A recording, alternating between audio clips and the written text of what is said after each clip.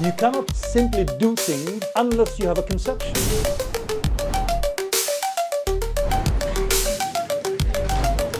This is why we have to be intelligent. We have to ask some pertinent philosophical question about the relationship between being and technology. So thank you, Mr. Khalid, for being with us in this podcast. So, what are your expectations about this presentation? I thank you very much for your questions, and I expect that we are going to have a very interesting talk together, and I'm happy to be with you. I'm always happy to be in High Up Academy, to meet Professor Khalid, a committed teacher, and to meet you, of course. So I expect something marvelous to happen tonight. We want to thank you for dedicating your time to come and to give us a wonderful presentation, and we will have a lot of information, I'm sure, about that, and we thank you again.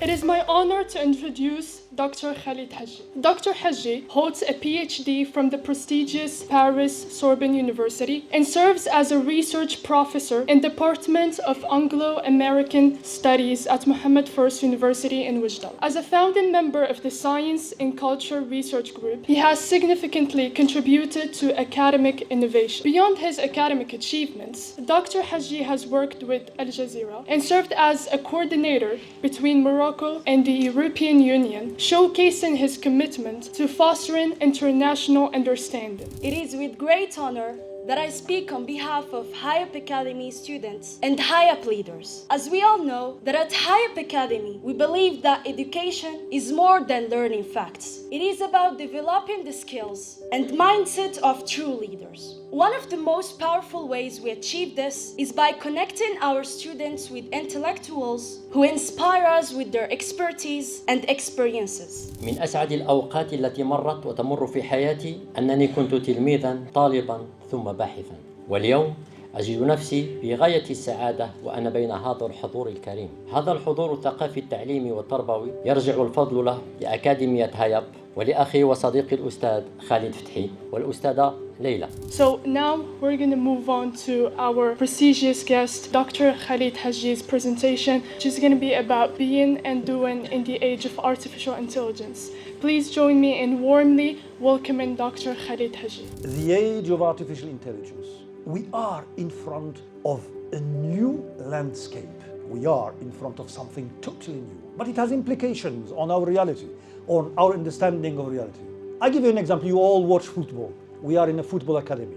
We use the VAR technique. VAR, which means video assistance referees. Does it have any implication on the mind?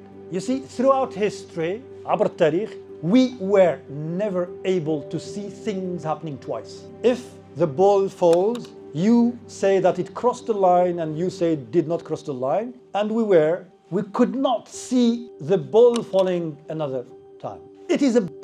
It means that we are not dealing with reality. We are not dealing with reality through our senses. We deal with reality through the lens of technology. Yes, if you have YouTubes, you have 1 million posted new videos, for instance, you cannot envision or you cannot have a look at all that has been posted.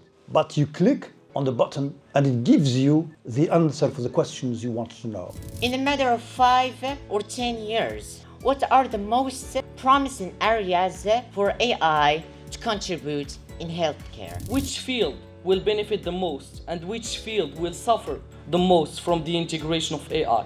And what skills do we need to stay competitive in this age? Okay, so simply my question is based on a general fact, which is about biggest international institutions who are impacting humans and shaping humanity and impacting progress and well-being of societies. So I am asking how these companies, as an example, or let's say how these institutions are striking balance between algorithmic efficiency based on AI and human insight, the insight that distinguishes us and vision in strategic planning. How will AI change the types of jobs people do, just like machines did in the industrial revolutions that we already lived?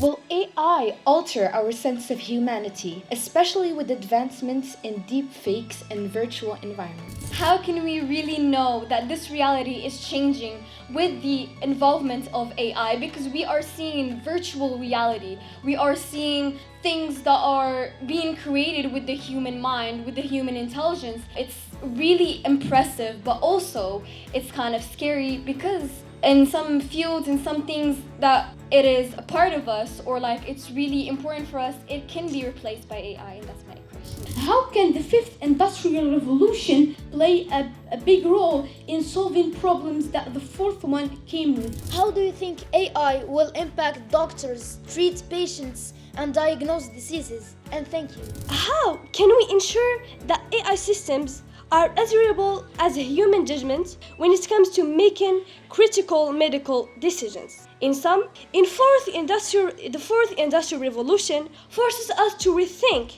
what truly matters in healthcare: logic or humanity. How can political scientists adapt their skills to remain competitive in a field increasingly influenced by AI? And thank you. I can just say that according to some report that said that 69% of college students believe that the job that you are studying is actually in danger to be replaced by AI. It isn't actually just about right now, but also in the future. And the stats can be just actually like rise the higher.